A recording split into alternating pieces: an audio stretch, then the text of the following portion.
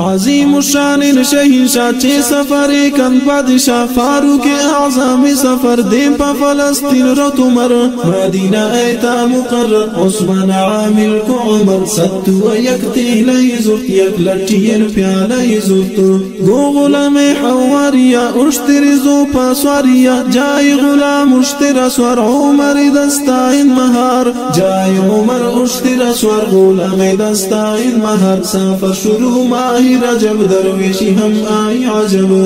فاستقبالی کیتو یزید ابن جراح ابن ولید وقت آوان گندی تمر بیت غزبی دنچی ابر